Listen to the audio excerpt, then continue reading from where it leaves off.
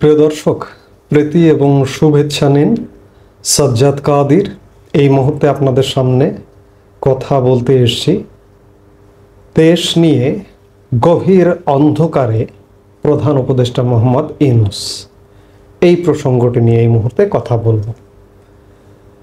প্রধান উপদেষ্টা মোহাম্মদ ইউনূস বিবিসি বাংলাকে একটি সাক্ষাৎকার দিয়েছে, যেটি আজকে বিবিসি বাংলার ওয়েবসাইটে প্রকাশিত হয়েছে এবং তাদের ইউটিউব চ্যানেলে ভিডিও প্রকাশ হয়েছে। তাতে মোহাম্মদ ইউনূসের কথাবার্তা এবং কথামালা শুনে যেটি মনে হলো যে বাংলাদেশ নিয়ে মোহাম্মদ ইউনূস আসলে একটা গভীর অন্ধকারে আছেন। দেশে কোথায় কি হচ্ছে না হচ্ছে তিনি মোটেই অবগত নয়, তার কাছে বার্তা পৌঁছে না, সেটি স্পষ্ট। এই সাক্ষাৎকার সেটি বলছে। বিবিসি বাংলা মোহাম্মদ ইউনূসকে জিজ্ঞেস করেছিল যে কতটা পরিবর্তন হলো, আপনি দায়িত্ব নেবার পর দেশের কতটা পরিবর্তন হলো, আপনার চোখে কি মনে হয়? মোহাম্মদ ইউনূস বলেছেন বহু পরিবর্তন। এটা আমি বলবো যে ধ্বংসাবশেষ থেকে এসেছিলাম, তার নতুন চেহারা আসছে। ভেসে উঠছে যে আমরা অর্থনীতি সহজ করেছি, দেশে বিদেশের আস্থা অর্জন করেছি। এটা তো পরিষ্কার যে সারা দুনিয়ায় আমরা আস্থা স্থাপন করতে পেরেছি। এটা কেউ প্রশ্ন করতে পারবে না যে আমি অমুক দেশের আস্থা অর্জন করতে পারিনি। যে দেশেই বলুন, তারা আমাদের উপর আস্থা স্থাপন করেছে। শুধু আস্থা স্থাপন করছে না, বিপুলভাবে করেছে। তারা বলেছে আমরা অতীতে যা করি নাই তার চেয়ে বেশি করব এখন। যেহেতু আমরা দেখছি যে সুন্দরভাবে সরকার চলছে এখন, সেই জন্য তারা বলছে। কাজেই এটা একটা তো বড় প্রমাণ। যখনই আপনি দেশের সারিগুলো দেখবেন, প্রত্যেকটা দেশ নিজে এসে বলেছে আমরা তোমাদের সমর্থন করছি, তোমাদের যা দরকার আমরা দিব। অবিশ্বাস্য রকমের সহায়তা দিয়েছে তারা। মোহাম্মদ ইউনূস পরিবর্তন দেখছেন। তিনি গত বছরের 8 অগাস্ট দায়িত্ব নিয়েছিলেন। এখন দেশের অনেক পরিবর্তন। অর্থনীতিকে সহজ করেছেন তিনি বলছেন। অর্থনীতি আমরা তো দেখছি, দেশের মানুষ তো দেখছি যে সহজ হয়নি। রিজার্ভের পরিমাণ যা ছিল, বাংলাদেশ ব্যাংক যা প্রকাশ করছে একই রকম। আদৌ সঠিক তথ্য দিচ্ছে কিনা সে ব্যাপারেও সন্দেহের অবকাশ আছে। অর্থনীতির অবস্থা ভয়ঙ্কর। শিল্প কারখানা বন্ধ, কর্মসংস্থান বন্ধ, ক্যাশ ফ্লো যে সেটি বন্ধ হয়ে গেছে। অনেকগুলো ব্যাংক রুগ্ন হয়ে যাবে বা অনেকগুলো ব্যাংক টিকিয়ে রাখা যাবে না, বাংলাদেশ ব্যাংকের গভর্নর নিজেই বলছেন। বলে ব্যাংক খাতে সংকট আরও বাড়িয়ে দিচ্ছেন এবং বিভিন্ন দেশ মোহাম্মদ ইউনূসের পাশে আছে বলছেন। কিন্তু আসলে তো আমরা দেখছি না।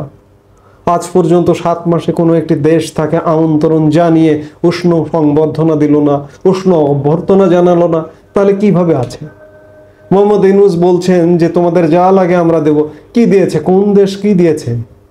উল্টো বিভিন্ন দেশ থেকে মাইনাস হয়ে গেছে। আমেরিকা ইউএসএআইডি সারা পৃথিবীতে বন্ধ করেছে, সেই সুবাদে বাংলাদেশে সাহায্য বন্ধ করে দিয়েছে। সুইজারল্যান্ড সফর করে এসেছেন মোহাম্মদ ইউনূস কয়েকদিন আগে। সুইজারল্যান্ড বাংলাদেশে আর্থিক সাহায্য বন্ধ করে দেওয়ার প্রক্রিয়া শুরু করেছে। এছাড়া বিভিন্ন দেশ থেকে আমরা সহযোগিতা পাচ্ছি না। এই জন্যই বলছি যে মোহাম্মদ ইউনূস দেশ নিয়ে অন্ধকারে আছে। মোহাম্মদ ইউনূস বলছেন যে দেশের আইন শৃঙ্খলা স্বাভাবিক আছে, আইন শৃঙ্খলা পরিস্থিতি ভালো আছে, আগের থেকে যে কোনো সময়ের চেয়ে ভালো, এমনকি গত বছর একই সময়ের চেয়ে এই সময় অনেক ভালো আছে। এইসব কথাবার্তার সঙ্গে বাস্তবতার কোনো মিল নেই। আইন শৃঙ্খলা পরিস্থিতি বর্তমানে বাংলাদেশের ইতিহাসে, 54 বছরের ইতিহাসে সবচেয়ে নাজুক। বিবিসি বাংলায় প্রশ্ন করেছে যে গত বছরের চেয়ে চুরি, ডাকাতি, ছিনতাই 50% বেড়ে গেছে। মোহাম্মদ ইউনূস অস্বীকার করছেন। এখানেও তিনি দেশ নিয়ে অন্ধকারে আছেন। সংস্কার প্রসঙ্গে কথা বলেছেন মোহাম্মদ ইউনূস। সংস্কার 7 মাসে তিনি আসলে শুরুই করেননি, কিন্তু সংস্কারের সাথে যারা জড়িত, এমনকি সংস্কার কমিশন প্রধান, তাদের মধ্যেও সন্দেহ সংশয় দেখা গেছে যে সংস্কার কি আদৌ হবে। যারা সংস্কার রিপোর্ট পেশ করেছে সেই রিপোর্টটিও নাকি পড়বারও সময় নেই উপদেষ্টা পরিষদের বা উপদেষ্টাদের। সে জায়গায় সংস্কার যে হচ্ছে না এটি মোটামুটি পরিষ্কার। কারণ নির্বাচনটিও ঘনিয়ে আসছে, নির্বাচনটি এ বছরই অনুষ্ঠিত হবে। মোহাম্মদ ইউনূস কোনোভাবেই ডিলে করতে পারবেন না, ডিলে করবার সুযোগ নেই।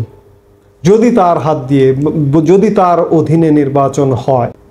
আরেকটি গুরুত্বপূর্ণ ঘটনা ঘটে গেছে যে মোহাম্মদ ইউনূস 8 আগস্ট যখন দায়িত্ব নিয়েছিলেন তখন 3টি পক্ষ ছিল, বিবিসি বাংলাও সেটি বলছে। একটি ছাত্রদের পক্ষ, একটি রাজনৈতিক দল, আর একটি সেনাবাহিনী। বিবিসি বাংলা প্রশ্ন করেছে যে এই ঐক্যে ফাটল ধরেছে কিনা। মোহাম্মদ ইউনূস বলছেন যে ফাটল ধরেনি, কিন্তু আমরা দেখতে পাচ্ছি ফাটল ধরেছে। সমন্বয়কদের সঙ্গে রাজনৈতিক দলের দূরত্ব তৈরি হয়েছে, সেনাবাহিনীর সঙ্গে মোহাম্মদ ইউনূসের দূরত্ব তৈরি হয়েছে। সেনাবাহিনীর সঙ্গে দূরত্ব তৈরি হয়েছে বলেই গত 25 ফেব্রুয়ারি এক বক্তব্যে সেনাপ্রধান সমালোচনা করেছেন সরকারের, সমালোচনা করেছেন বর্তমানে যারা ক্রিয়াশীল আছে তাদের। থামুন, ফুল স্টপ দিন, অনেক সহিংসতা হয়েছে, এনাফ ইজ এনাফ ইত্যাদি নানান কথা বলেছেন। কিন্তু মোহাম্মদ ইউনূস বলছেন যে না, সে ধরনের কোনো ঘটনা ঘটেনি, এক্ষেত্রেও তিনি অন্ধকারে আছেন। বিবিসি বাংলা প্রশ্ন করেছে যে আপনি সরকার প্রধান, সরকার প্রধান হিসেবে আমাদের দেশের রেওয়াজ অনুযায়ী রাষ্ট্রপ্রধান বা রাষ্ট্রপতির সাথে নিয়মিত যোগাযোগ রক্ষা করে চলতে হয়, কিন্তু মোহাম্মদ ইউনূস ডাহা মিথ্যে কথা বলেছেন। তিনি বলেছেন তার সাথে যোগাযোগ আছে, যখন প্রয়োজন হয় আমি তার কাছে যাই, এবং অযথা যখন তখন তার কাছে গিয়ে সময় নষ্ট করবার কোনো মানে হয় না। কিন্তু অত্যন্ত দৃষ্টিকটু বিষয় যে মোহাম্মদ ইউনূস 8 আগস্ট শপথ নেবার পরে আর কখনো বঙ্গভবনে যাননি। এমনকি আমরা গত 21শে ফেব্রুয়ারির দিনেও দেখলাম যে মোহাম্মদ ইউনূস এবং রাষ্ট্রপতি দীর্ঘদিনের যে রেওয়াজ, রাষ্ট্রপ্রধান সরকার প্রধান একসাথে ফুল দেন, একজন আগে একজন পরে। রাষ্ট্রপ্রধান ফুল দিয়ে সরকার প্রধান তারপরে দেন, পাশাপাশি দাঁড়িয়ে থাকেন। কিন্তু সেই রেওয়াজ ভঙ্গ করে মোহাম্মদ ইউনূস রাষ্ট্রপতি শহীদ মিনার ত্যাগ করবার অনেক পরে, প্রায় 15 মিনিট পরে শহীদ মিনারে উপস্থিত হয়েছেন। তো কাজেই মোহাম্মদ ইউনূস সরকার প্রধান হিসেবে রাষ্ট্রপ্রধানের সাথে এই মুহূর্তে কোনো রকমের যোগাযোগ নেই। বিবিসি বাংলা সেনাবাহিনী মোহাম্মদ ইউনূসকে, মোহাম্মদ ইউনূসের সরকারকে সহযোগিতা করছে কিনা এই প্রশ্নও রেখেছেন, কিন্তু মোহাম্মদ ইউনূস বলেছেন সহযোগিতা করছে, অবসলিউটলি সহযোগিতা করছে, এমন জোর দিয়ে বলেছেন। কিন্তু আমরা তো দেখতে পাচ্ছি সহযোগিতা ধীরে ধীরে কমছে। সহযোগিতা যদি নাই কমতো তাহলে সেনাপ্রধান সর্বশেষ 25 ফেব্রুয়ারি মোহাম্মদ ইউনূসের এক প্রকার সমালোচনা করে বক্তব্য দিতেন না। আরেকটি বিষয় আপনাদের নিশ্চয়ই মনে আছে, বাংলাদেশের সেনাপ্রধান জেনারেল ওয়াকিরুজ্জামান প্রথম শুরুতে সাক্ষাৎকার দিয়েছিলেন। সেই সাক্ষাৎকারে তিনি বলেছিলেন যে আমি প্রতি সপ্তাহে সরকার প্রধানের সাথে সাক্ষাৎ করি বা করব। কিন্তু আপনারা একটু মিলিয়ে নেন, গত 10 নভেম্বর পর মোহাম্মদ ইউনূসের সাথে সেনাপ্রধানের আর সাক্ষাৎ হয়নি। অর্থাৎ সেনাবাহিনীর সাথে কিংবা সেনাপ্রধানের সাথে মোহাম্মদ ইউনূসের টানাপোড়েন সেই থেকে, তার আগে থেকেই শুরু। এই টানাপোড়েনগুলো নানান কারণে, এগুলো নিয়ে আমি একাধিক ভিডিওতে বলেছি, আবার নতুন করে বলতে চাই না। অর্থাৎ সেনাবাহিনী যে পূর্ণ ফুল ফেজে যে সহযোগিতা করছে না এটি পরিষ্কার। ভারতের সাথে সম্পর্কের বিষয়েও বিবিসি বাংলা মোহাম্মদ ইউনূসকে প্রশ্ন করেছেন।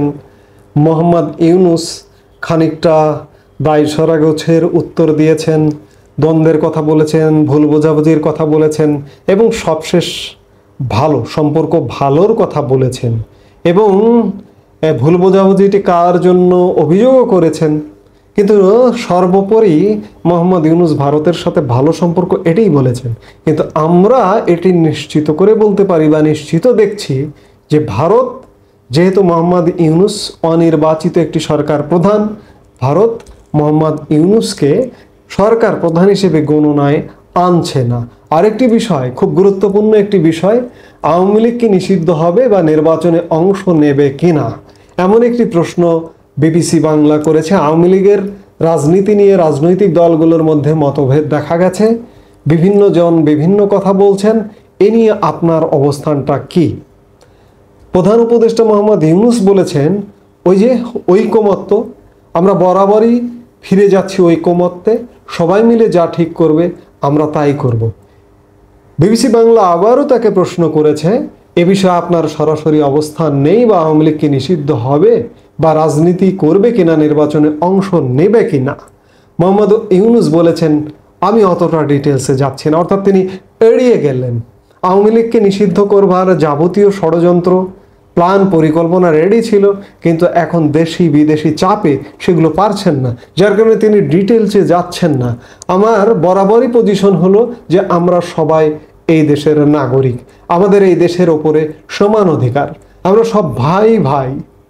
কি চমৎকার! আওয়ামী লীগের উপরে এমন দমন পীড়ন নিপীড়ন করে এখন বলছেন তিনি, আমরা সব ভাই ভাই, আমাদেরকে এই দেশেই বাঁচতে হবে, এ দেশকেই বড় করতে হবে। কাজে যে মত দল করবে তার মতো করে সব কিছু করবে।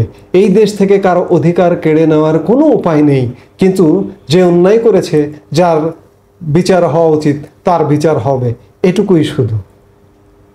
অধিকার কেড়ে নেবেন না তিনি, কিন্তু কেড়ে নিতে চেয়েছিলেন তিনি এবং তার পরিষদ, কিন্তু এখন কেড়ে নিতে পারছেন না। সুর উল্টে গেছে, সুর পাল্টে গেছে। অন্যায় যে করবে, হ্যাঁ অন্যায় যে করবে, আওয়ামী লীগও মনে করে যে আওয়ামী লীগের যদি কেউ অন্যায়কারী থাকে তার বিচার করতে হবে। আওয়ামী লীগ, আমি বিশ্বাস করি আওয়ামী লীগ যদি ক্ষমতায় আসে, আগামী দিনে আওয়ামী লীগ তাদের নিজের দলের অন্যায়কারীদের বিচার করবে, অর্থাৎ বিচার হতে হবে। শুধু এটুকু বলেই ক্ষান্ত হয়েছেন মোহাম্মদ ইউনূস। এই কথাটি থেকেই বুঝলেন আওয়ামী লীগ নিয়ে যে ষড়যন্ত্র ছিল, আওয়ামী লীগকে নাই নাই নাই, বাদ বাদ বাদ, বিচারের আগে আওয়ামী লীগকে অংশগ্রহণ করতে দেওয়া হবে না নির্বাচনে ইত্যাদি, সেসব জায়গা থেকে কিন্তু মোহাম্মদ ইউনূস সরে এসেছেন। অর্থাৎ এটি পরিষ্কার যে মোহাম্মদ ইউনূস দেশ নিয়ে অন্ধকারে আছেন, অথবা তিনি দেশ চরম খারাপ অবস্থায় আছে, তারপরেও তিনি তার ভাষায় চাপাবাজি করে যাচ্ছেন, বলে যাচ্ছেন যে দেশ ভালো আছে, আইন শৃঙ্খলার পরিস্থিতি ভালো আছে, অর্থনীতি ভালো আছে, রাষ্ট্রপতির সাথে যোগাযোগ আছে, কিন্তু যোগাযোগ নেই। আবার আওয়ামী লীগকে নিষিদ্ধের প্রশ্নে তিনি বলছেন যে আমরা এই দেশ আমাদের সবার, কাউকে বঞ্চিত করা যায় না, অথচ এই সুরটা কিন্তু তার ছিল না। সব কিছু মিলিয়ে আমরা বলতে পারি যে মোহাম্মদ ইউনূস দেশ নিয়ে অন্ধকারে আছেন, নাকি তিনি চাপাবাজি করছেন এখনো পর্যন্ত, কিংবা তিনি লাইনে আসছেন। সোজা কথা, ধীরে ধীরে লাইনে আসতে বাধ্য হচ্ছেন। উচ্চচাপ, নিম্নচাপ, পার্শ্ব চাপে মোহাম্মদ ইউনূস ধীরে ধীরে লাইনচ্যুত থেকে লাইনে উঠছেন।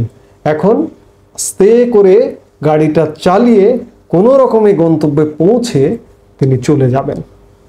এই মুহূর্তে এ পর্যন্তই। সবাই ভালো থাকুন, সুস্থ থাকুন। আমাদের ভিডিওগুলো নিয়মিত পেতে সাবস্ক্রাইব করুন Sajjad Kadir and the legends YouTube channel এবং লাইক, কমেন্ট, শেয়ার করে সাথে থাকুন।